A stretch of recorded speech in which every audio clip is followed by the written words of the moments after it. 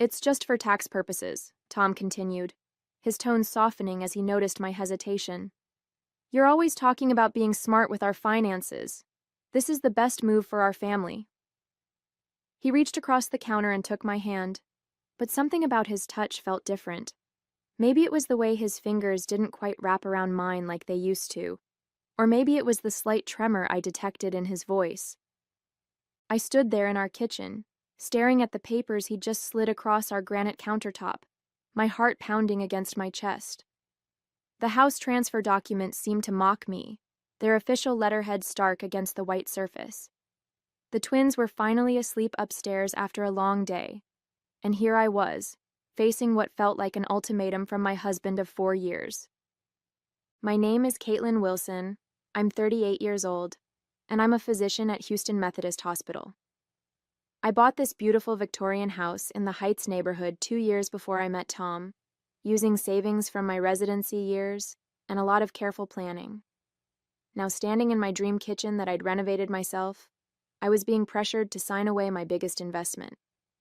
If you really cared about our marriage, you'd understand why this makes sense, Tom said, pushing the papers closer to me. Between your crazy hospital hours and your constant exhaustion, I'm the one keeping this family together. His words stung, but something in his tone made me pause. There was an edge to it I'd never heard before. I glanced at the baby monitor on the counter, watching our twins, Emma and Ethan, sleeping peacefully in their cribs. At 2 years old, they were the spitting image of me. Same dark curls and olive skin.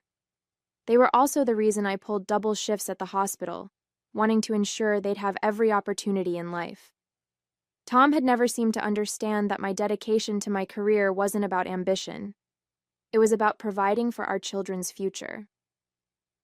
I don't know, Tom, I said, pulling my hand away. This house, it's my security. I bought it before we were married. As the words left my mouth, I saw something flash across his face. Was it anger? Frustration? Whatever it was, it disappeared quickly, replaced by what seemed like practiced concern. That night, as I lay awake in bed, his words kept echoing in my mind. But something else was echoing too, a quiet voice of warning that I couldn't quite silence. The next morning, as I was getting ready for my shift at the hospital, something about Tom's behavior nagged at me. He'd been different lately, more distant, spending extra hours at his marketing firm, constantly checking his phone. I'd brushed it off as work stress, but now, combined with this sudden push about the house, my medical instincts were screaming that something wasn't right. I dropped your jacket off at the dry cleaners, Tom said as I rushed around the kitchen, trying to pack the twins' daycare bags while scarfing down a piece of toast. You can thank me later. His smile seemed forced, and he barely looked up from his phone. Just 6 months ago, he would have been helping me with the twins' bags, making sure I ate a proper breakfast before my shift. I watched him as I strapped Emma and Ethan into their car seats. There was a spring in his step that hadn't been there in years, and he'd started going to the gym again. Small changes that seemed innocent enough on their own, but together painted a picture I wasn't sure I wanted to see. At work, between patients, I called my friend Nina, who worked in real estate law. Something feels off, I told her, ducking into an empty exam room. He's pushing hard for this transfer, saying it's for tax purposes, but... Tax purposes? Nina interrupted. Caitlin, transferring the house to his name alone wouldn't give you any tax benefits. If anything, it would complicate things since you bought it before marriage. My blood ran cold. I'd been so busy with work and the twins that I hadn't done my due diligence. Tom had counted on that, hadn't he? Listen to me carefully, Nina continued, her voice serious. Don't sign anything. I don't want to alarm you, but I've seen this before. Men don't usually push for property transfers unless they're planning something. That afternoon, during a brief break between patients, I did something I'd never done before. I checked our phone records. Tom had been making frequent calls to the same number for months. My hands trembled as I did a reverse lookup, and a name appeared. Destiny Martinez. A quick social media search revealed a beautiful woman in her mid-20s, whose check-ins matched Tom's late nights at work. My stomach churned as I scrolled through her photos, stopping at one from 2 weeks ago. She was at a real estate office, captioned, "Big changes coming." New chapter, blessed. I closed my office door and sat in silence, my mind racing. Years of medical training had taught me to trust my instincts when something felt wrong. Now those same instincts were telling me I needed to protect myself and my children. That evening, I left work early for the first time in months. Instead of picking up the twins from daycare, I drove straight to a discreet electronics store Nina had recommended. The elderly man behind the counter barely blinked when I explained what I needed: a high-quality recording device small enough to hide in my kitchen. "Protect yourself," he said quietly as he showed me how to operate it. "The best evidence is in their own words." I got home before Tom, setting up the device and starting dinner like it was any other night. When he walked in, he seemed surprised to see me there. "No emergencies at the hospital today?" he asked, his tone casual but his eyes sharp. "I thought we could talk more about the house transfer," I said, stirring the pasta sauce.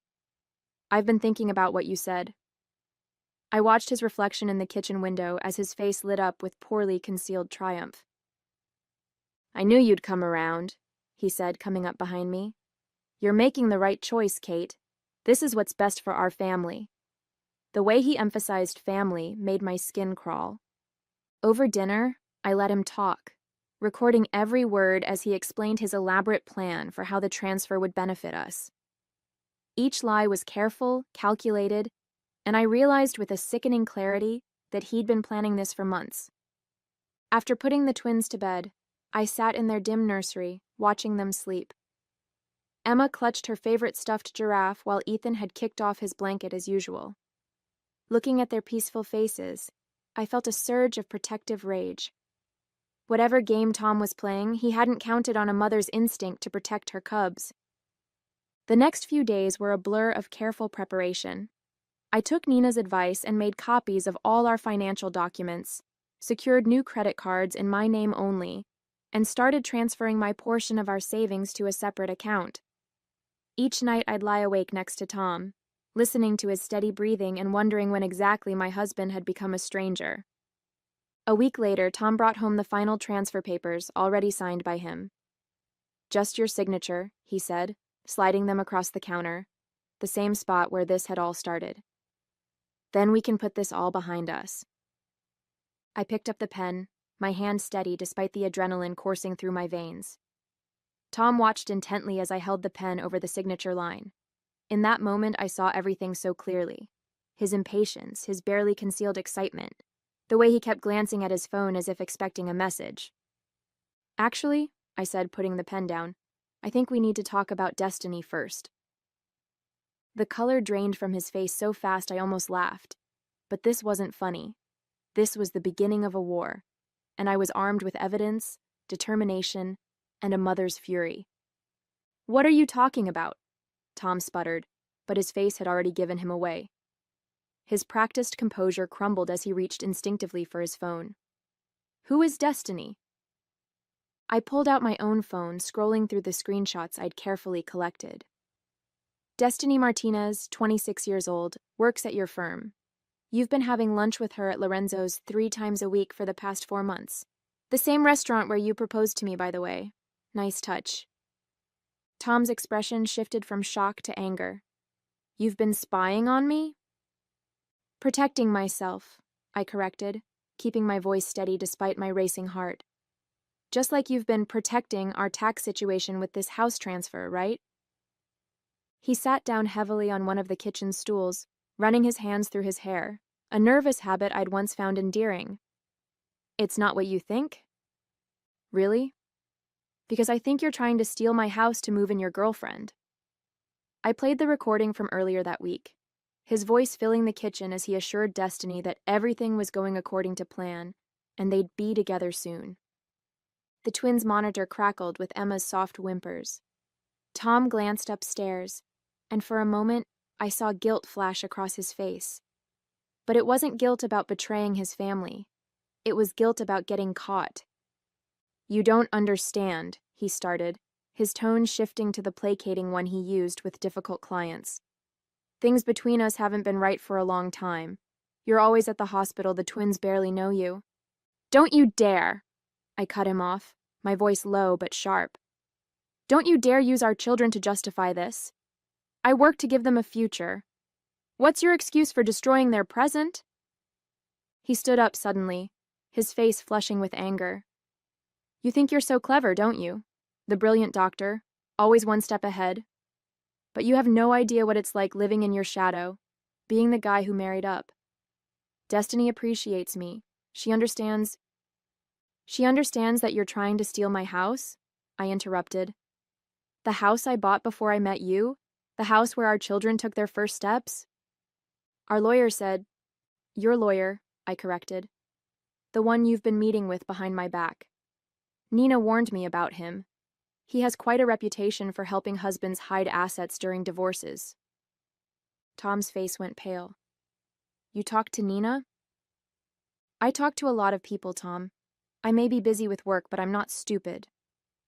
I pulled out another stack of papers, bank statements, phone records, emails I'd recovered. Did you really think I wouldn't figure it out?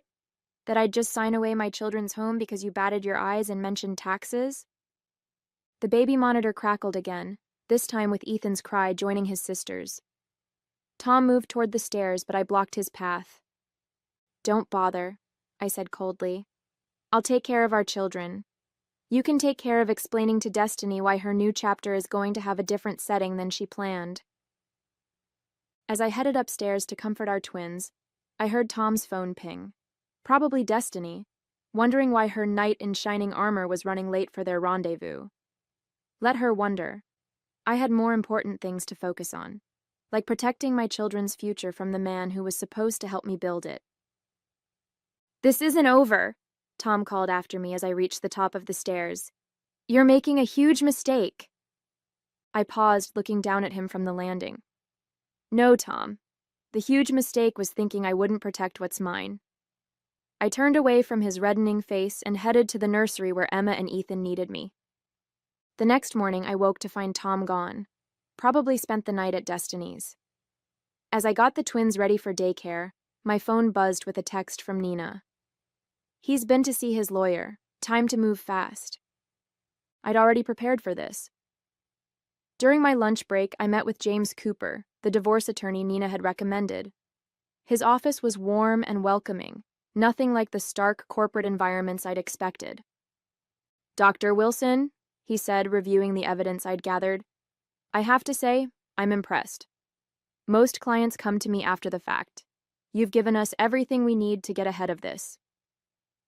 I had good instincts, I replied, watching as he examined the recordings. Better than good, he smiled. These recordings are clear evidence of intent to defraud. And the paper trail of his meetings with that other attorney? Well, let's just say judges don't look kindly on premeditated asset hiding. As we discussed strategy, my phone lit up with messages from Tom. We need to talk. You're being unreasonable. Think about the twins. Each message more desperate than the last. He's realizing his plan is falling apart, James observed. Be prepared. This is when they often get nasty. He was right. That evening when Tom finally came home, his nice guy facade had completely crumbled. You think you're so smart, he sneered, storming into the kitchen where I was feeding the twins their dinner. But you've just ruined everything. Destiny and I could have been reasonable about this. Let you stay in the guest house, keep things civil for the kids. I couldn't help but laugh, which only enraged him further. The guest house? In my own home? Our home, he shouted, making Emma jump in her high chair. I've lived here for 4 years. Dada mad? Ethan asked, his little face scrunching up with worry. Dada's just tired, I soothed, shooting Tom a warning look. And he's leaving for a while. Like hell I am, Tom growled, but his voice was quieter now, conscious of the twins watching. Actually, you are, I said calmly, pulling out another document from my bag. This is a temporary restraining order. My attorney filed it this morning after you threatened me via text.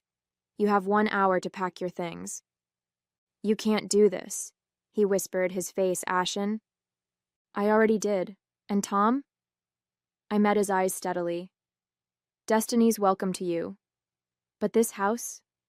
The one you tried to steal from your children? That's mine. And if you think I won't fight you with everything I have, you clearly never knew me at all.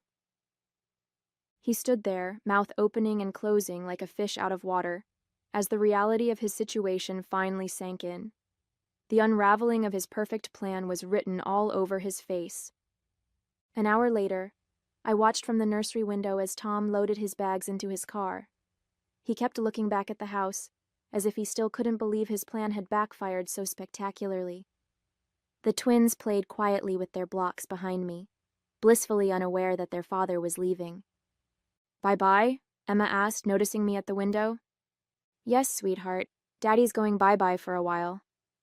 I hugged her close, breathing in her baby shampoo scent, letting it ground me. The next few weeks were a blur of legal meetings and hospital shifts. Tom launched a full-scale attack through his lawyer, demanding half of everything, including the house. But James was ready for him. Did you see his face when we presented the recordings in court? James asked during one of our meetings. He thought he was so clever, but he never considered you might be smarter. The evidence was damning. Not only had we proven his intent to defraud me of my premarital asset, but we'd also uncovered something even more disturbing. Tom had been embezzling from his marketing firm to fund his lavish dates with Destiny. Our forensic accountant found everything, James explained, spreading out bank statements across his desk. He's been cooking the books for months, probably to maintain the lifestyle he promised Destiny. The irony wasn't lost on me. All those times Tom had complained about living in my shadow, about feeling inferior to my success, he'd been creating his own downfall. When Tom's firm discovered the embezzlement, they pressed charges. Destiny, it turned out, had no interest in a boyfriend facing criminal charges. She dumped him via text. I know because he showed up at the house drunk one night, waving his phone and begging to come home. You did this to me, he shouted from the front yard, forcing me to call the police. You've ruined everything. As the officers led him away, I felt a strange mix of pity and relief. The man I'd married, the father of my children, had become someone I didn't recognize. Or maybe he'd been that person all along, and I'd been too busy to notice. The divorce was finalized faster than I expected. Tom, facing legal troubles with his firm, couldn't afford a lengthy court battle. He signed away any claim to the house in exchange for more favorable custody arrangements, supervised visits twice a week. You've handled this incredibly well, Nina told me over coffee, weeks after everything had settled. Most people would have fallen apart. I watched Emma and Ethan playing in my backyard, my house, my victory. I had to stay strong for them, I said.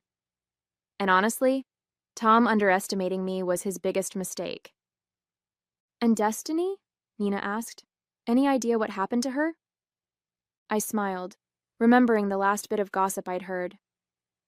Apparently she's dating her real estate agent now, the one who was supposed to help her move into my house. We both laughed at the irony.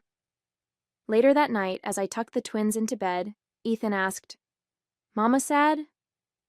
No, baby, I said, kissing his forehead. Mama's not sad at all. And for the first time in months, I truly meant it.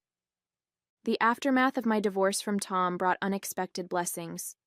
The biggest surprise wasn't that I could manage everything on my own. I'd always been capable of that. It was discovering how much easier life became without the constant strain of Tom's deception weighing on me. My career flourished. Without Tom's subtle undermining and passive-aggressive comments about my hours, I found renewed passion for my work.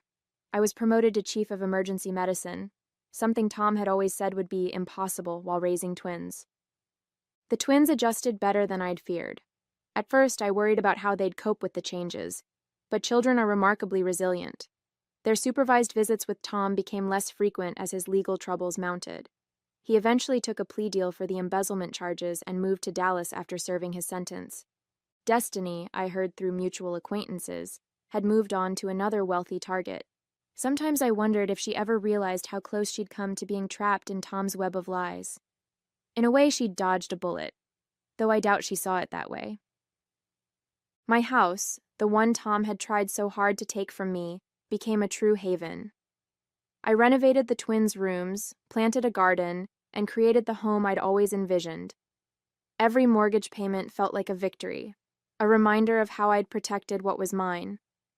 Nina teased me about dating again, but I was content focusing on my children and career. There would be time for romance later. For now, I was enjoying the peace that came with knowing I'd not only survived Tom's betrayal but emerged stronger. One quiet evening, as I sat on my porch watching Emma and Ethan play in our front yard, I reflected on how different life had become. The twins were racing around, their laughter echoing through the neighborhood, the same yard where Tom had stood that night, drunk and raging about how I'd ruined his life. I'd recently heard through the hospital grapevine that Tom and Destiny had briefly reconnected in Dallas, only to split again when she discovered he was still on probation and working as a junior copywriter at a small agency. His fall from grace had been spectacular, from marketing executive to convicted felon, from family man to cautionary tale. The irony wasn't lost on me that his desperate grab for my house had cost him everything: his career, his freedom, and most importantly, his relationship with his children. The twins now barely remembered their daily life with him. He'd become the dad they saw occasionally on weekends, always trying too hard with expensive gifts and forced enthusiasm. "Mama, look!" Emma called out, proudly showing me a cartwheel while Ethan clapped. These were the moments that mattered. Not the house, not the victory over Tom's schemes, but the simple joy of watching my children grow and thrive. A few days ago, I'd received a letter from Tom, full of apologies and regrets. I filed it away without responding. Some bridges, once burned, shouldn't be rebuilt. Instead, I focused on building new ones, strengthening my bonds with my children, my career, and most importantly, my self-respect.